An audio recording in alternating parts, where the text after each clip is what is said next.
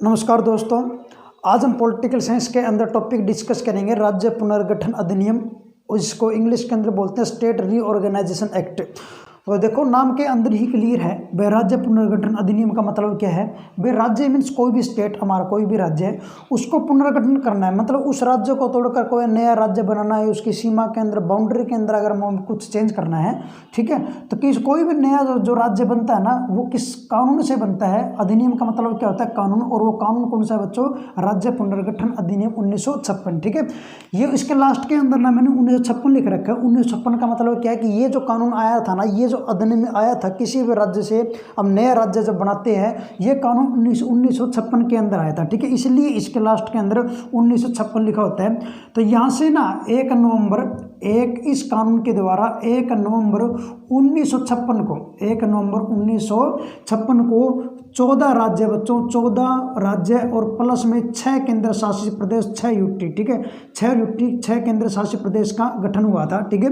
तो एग्जाम के अंदर ना क्वेश्चन आता है कि 1 नवंबर को 1956 को कितने राज्यों का गठन हुआ था। आपका 14 राज्य और 6 केंद्र शासित प्रदेश का बच्चों गठन हुआ था, ठीक है।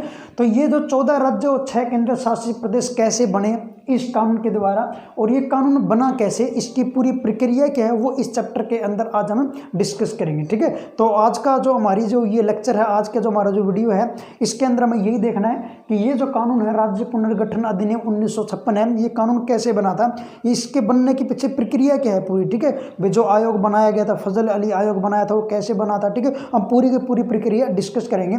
तो यहाँ से बच्चों एक क्वेश्चन ना बहुत ही इंपॉर्टेंट क्वेश्चन ये आता है, सबसे पहला क्वेश्चन कि अगर मैं आपसे ये पूछूं भाषा के आधार पर सबसे पहला राज्य कौन सा गठित हुआ था, तो भाषा के आधार पर जो सबसे पहला राज्य गठित हुआ था बच्चों, वो होता आंध्र प्रदेश, ठीक है। सभी को पता है कि भाषा के आधार पर सबसे पहला राज्य गठित होने वाला कौन सा, आंध्र प्रदेश है। और कब हुआ था, 1953 के अंदर हुआ था बच्चों। सन भी आपने याद रखना है, कब हुआ था, 1953 के अंदर गठित हुआ था।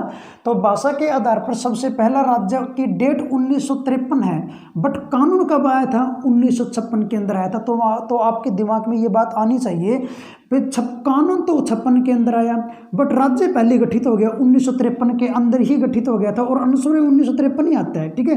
तो इसके पीछे कारण क्या है, लॉजिक क्या है, ये हम समझेंगे। सबसे पहले 1953 के अंदर यह राज्य गठित हुआ, तो हुआ कैसे।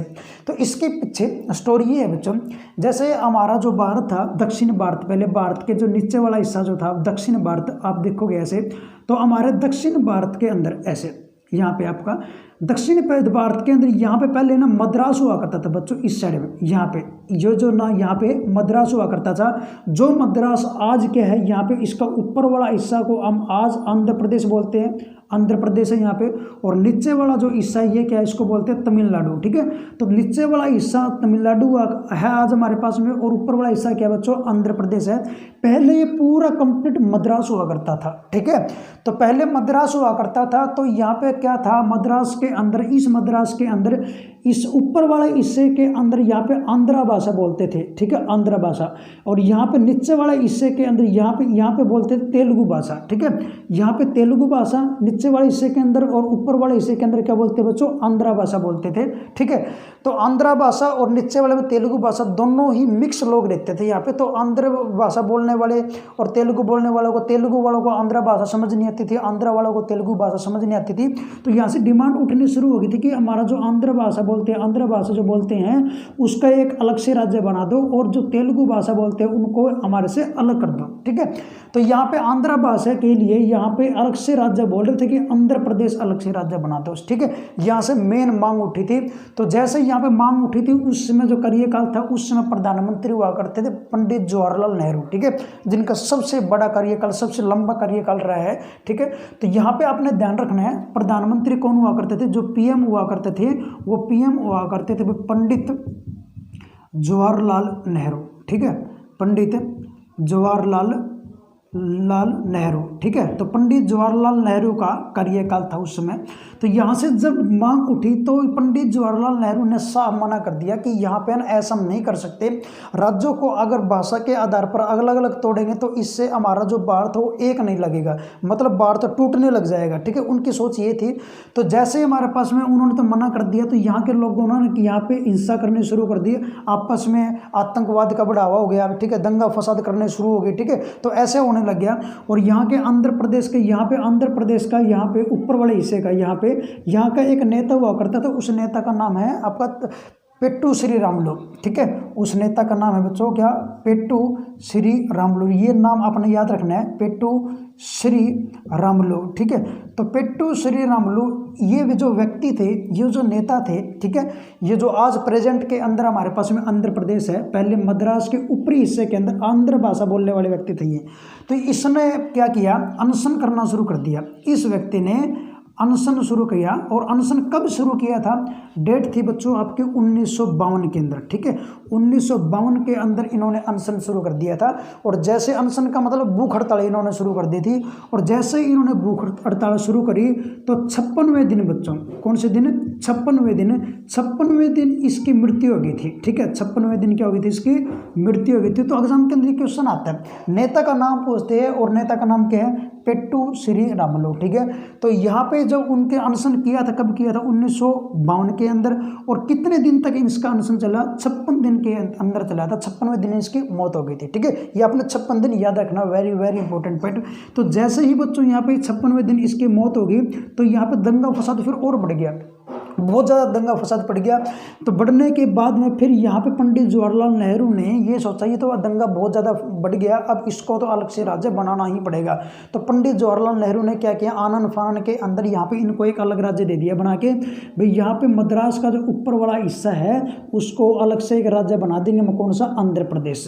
तो आंध्र प्रदेश बन गया था। ठीक है, इसकी मृत्यु होने के बाद में आंध्र प्रदेश बन गया था। मृत्यु कब हुई थी, 1952 के अंदर। और आंध्र प्रदेश का गठन कब हुआ था, इसके अगले साल 1953 के अंदर। ठीक है, तो इसलिए अब बोलते हैं आंध्र प्रदेश का जो गठन हुआ था ना बच्चा, वो 1953 के अंदर हुआ था। भाषा के आधार पर सबसे पहला राज्य गठित होने वाला कौन सा है, आपका आंध्र प्रदेश है। सन याद रखना है, 1953 के अंदर हुआ था। ये इसके पीछे का बैकग्राउंड था। ठीक है, तो जैसे 1953 के अंदर आंध्र प्रदेश का गठन हुआ तो फिर भारत के पूर्वी हिस्सों के अंदर भी मांग उठने लगी कि हमारा भी भाई यहाँ पे पूर्वी हिस्से के अंदर, जिसको हम सेवन सिस्टर बोलते हैं आज, तो यहाँ पे मांग उठने लगी हमारा राज्य भी अलग करो। भारत के पश्चिमी हिस्से के अंदर से मांग उठने लगी, तो देश के हर जगह के ऊपर से मांग उठने लगी कि हमारा राज्य भी क्या करो, भाषा के आधार पर अलग करो। ठीक है, तो यहाँ पे फिर क्या हुआ, तब पंडित जवाहरलाल नेहरू ने सोचा अब तो पूरा भारत ही इसके ऊपर आ गया कि हमारा राज्य भी अलग करो।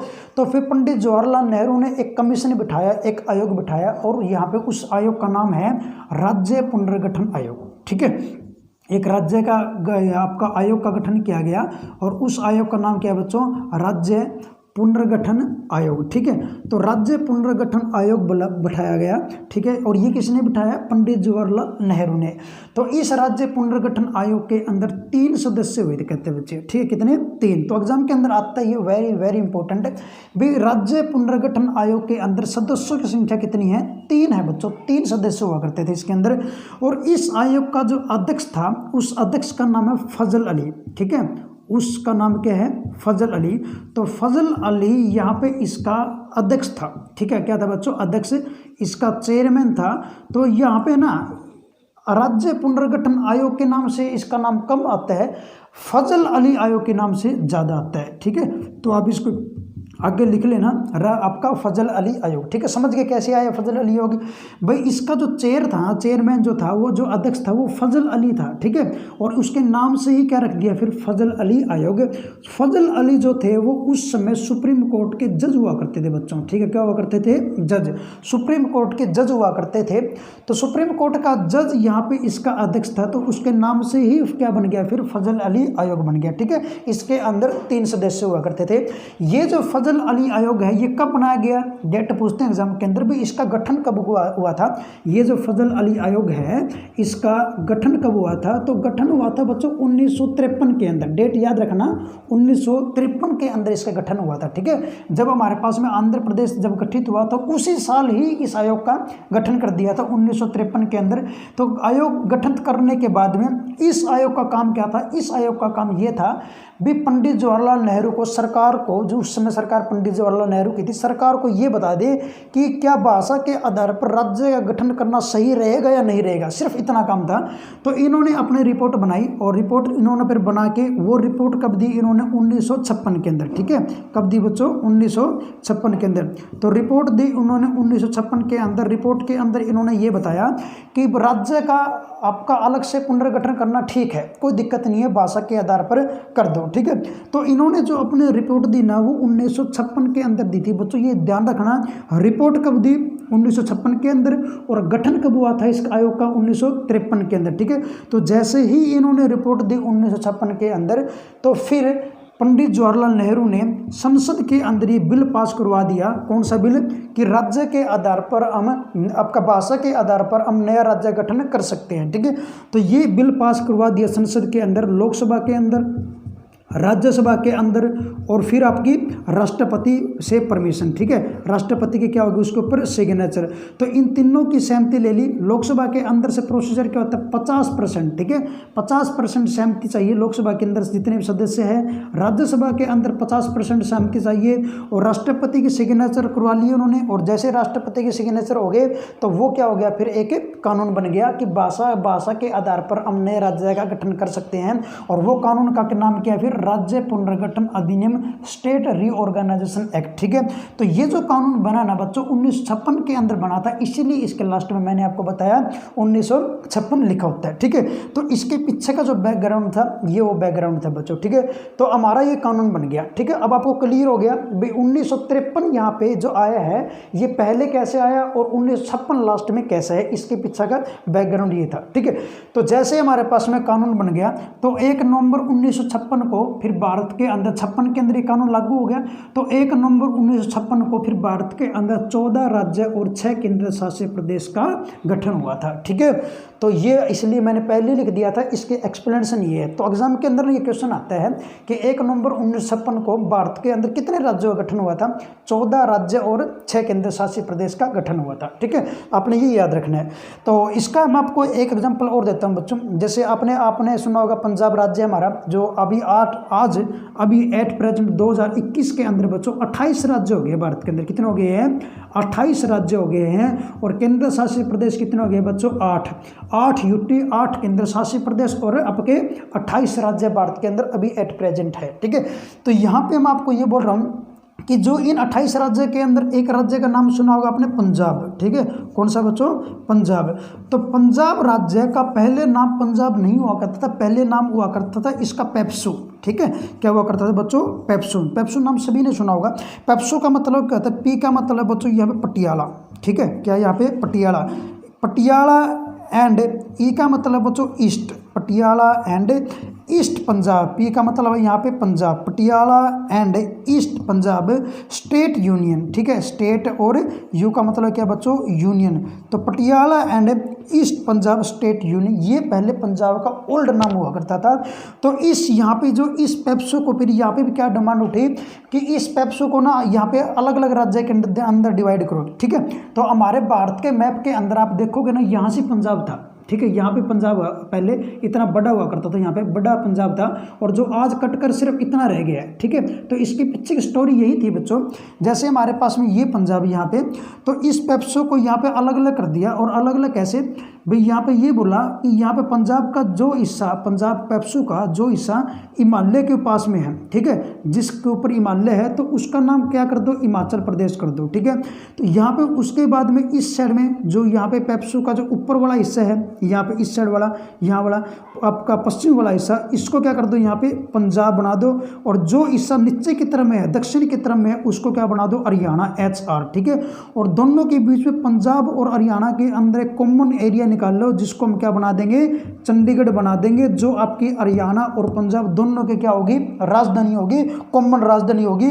और इसको हम यूटी बनाएंगे, अलग से केंद्र शासित प्रदेश बनाएंगे, और जिसका शासन कौन करेगा, राष्ट्रपति कंट्रोल करता है, वहाँ पे कोई सरकार नहीं होती, ठीक है। तो ये इसका प्रोसीजर था यहाँ पे। तो ये जो बंटवारा किया था ना यहाँ पे, हिमाचल प्रदेश, हिमालय वाला हिस्सा को क्या बोल लेंगे, हिमाचल प्रदेश, ऊपर वाले हिस्से को पंजाब, नीचे वाले हिस्से को हरियाणा और दोनों का कॉमन भाग को चंडीगढ़ को यूटी केंद्र शासित प्रदेश, जो पंजाब और हरियाणा की क्या होगी, कैपिटल होगी। ये बंटवारा किसके द्वारा हुआ, उस आयोग का नाम क्या था, शाह आयोग। ठीक है, क्या था बच्चों, शाह आयोग। तो 1966 के अंदर, ठीक है, 1966 के अंदर एक आयोग बिठाया गया था और उस आयोग का नाम क्या था बच्चों, शाह आयोग नाम था। और इस शाह आयोग ने अपने रिपोर्ट दी, जैसे फजल अली आयोग ने रिपोर्ट दी थी भारत के अंदर, इसी प्रकार पेप्सू जो पंजाब को बंटवारा करना था वहाँ पे आयोग बनाया गया था, शाह आयोग। इस शाह आयोग ने रिपोर्ट दी 1966 के अंदर जो बनाया था, भाई इसको बंटवारा कर दो, ठीक है, पंजाब बना दो, नीचे वालों को हरियाणा बना दो, चंडीगढ़ कॉमन कर दो और हिमाचल प्रदेश अलग से कर दो। ठीक है, एक एग्जांपल ये भी है। तो पहले इसका पेप्सू जो आज हरियाणा है, तो आप बोलते नहीं, हरियाणा का जो गठन हुआ था 1 नवंबर 1966 को गठन हुआ था। ठीक है, वो शाह आयोग की सिफारिश से गठित हुआ था। ठीक है, तो आई होप बच्चों आपको बहुत अच्छे तरीके से क्लियर हो गया होगा कि राज्य पुनर्गठन अधिनियम 1956, स्टेट रीऑर्गेनाइजेशन एक्ट 1956 क्या है। ठीक है, इसके पीछे का बैकग्राउंड क्या था और इसके ऊपर क्या क्या क्वेश्चन बनते हैं। तो जितने भी पॉइंट मैंने यहाँ पे लिखे बोर्ड के ऊपर, ये सारे के सारे क्वेश्चन आते हैं आपके एसएससी के अंदर आते हैं, रेलवे के अंदर आते हैं, या आप हरियाणा के कोई सी भी एग्जाम की तैयारी करते हो, KVS, DSSS, कोई भी एग्जाम की तैयारी करते हो जिसके अंदर पॉलिटिकल साइंस सिलेबस में है, तो उसके अकॉर्डिंग ये चैप्टर बहुत ही इंपॉर्टेंट है बच्चों। ये सभी के सभी क्वेश्चन बनते हैं। ठीक है, तो आप इसको रिवाइज करते रहना बार बार। ठीक है, और ज़्यादा से ज़्यादा आप इस वीडियो को बच्चों शेयर करो फेसबुक के ऊपर, व्हाट्सएप के ऊपर, ट्विटर के ऊपर, ताकि प्रत्येक स्टूडेंट को पता लगे, ठीक है, कि हमारी पॉलिटिकल साइंस की आपकी सीरीज स्टार्ट हो चुकी है और प्रत्येक स्टूडेंट इसका लाभ उठा पाए बच्चों। ठीक है, तो आज के इस लेक्चर के अंदर इतना ही बच्चों, धन्यवाद, थैंक यू।